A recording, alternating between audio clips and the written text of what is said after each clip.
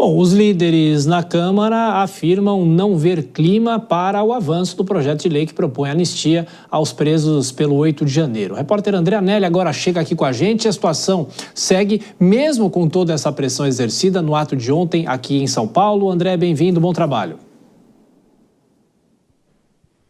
Obrigado, Tiago. Boa noite, bom trabalho a você. Boa noite a todos aqui no Jornal Jovem Pan. Pelo menos entre as lideranças dos deputados, a avaliação é de que o cenário não é favorável para a aprovação da anistia aos participantes do 8 de janeiro de 2023. São basicamente dois fatores que contribuem para essa conclusão. O primeiro fator é que o Supremo Tribunal Federal ele tem se posicionado de forma contrária a esse perdão, inclusive no momento em que tem determinado penas elevadas contra os apontados como responsáveis pelas depredações dos prédios dos três poderes. E o segundo fator é aqui o Senado, onde o presidente Davi Alcolumbre já afirmou não haver prioridade para a avaliação desse tema. Mesmo assim, lá do outro lado do Congresso, então, os deputados têm buscado apoio para que o tema seja analisado com urgência no plenário da Casa. Para isso, são necessárias 257 assinaturas, ou seja, a metade mais uma do total de parlamentares. E a estimativa de apoiadores do ex-presidente Bolsonaro é que já estão garantidas cerca de 150 assinaturas, restando, portanto, cerca de 100 para serem conquistadas. Apesar de governadores alinhados a Bolsonaro terem garantido que os respectivos partidos apoiam a anistia, como a gente ouviu agora há pouco, aqui no Congresso não existe unanimidade nas siglas do chamado Centrão, já que algumas delas, como União Brasil e o PSD, também fazem parte da base de apoio do atual governo e contam com ministérios na gestão Lula e, portanto, então, não seria coerente para essas siglas, nesse momento, apoiar uma medida da qual o governo federal é contrária. Tiago. Com o bastidor dessa discussão no Congresso, até mais tarde, você volta daqui a pouco. Vou chamar a Deise Ciocari.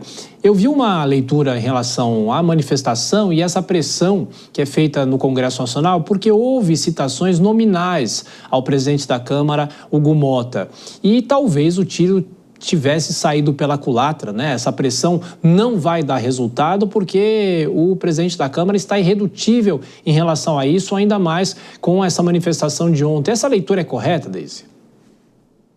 Eu acredito que sim, Tiago. O Hugo Motta ele já vinha dando sinais de que seria bem cauteloso em relação a esse PL, né? E agora ele tem falado em pacificação política, né? Acho que foi esse o tom que ele adotou, né? Então ele acena para a base bolsonarista, né? Mas ele não cede a essa pressão.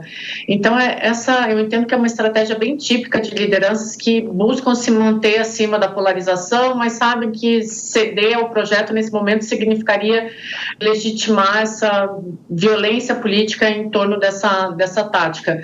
Mas a gente tem um ponto que eu acho que é fundamental aqui. A insistência do Bolsonaro na pauta da anistia, ela mostra que ele está preso num dilema bem estratégico, Tiago. Ele precisa manter a base dele mobilizada, mas ele depende de uma institucionalidade que rejeita ele.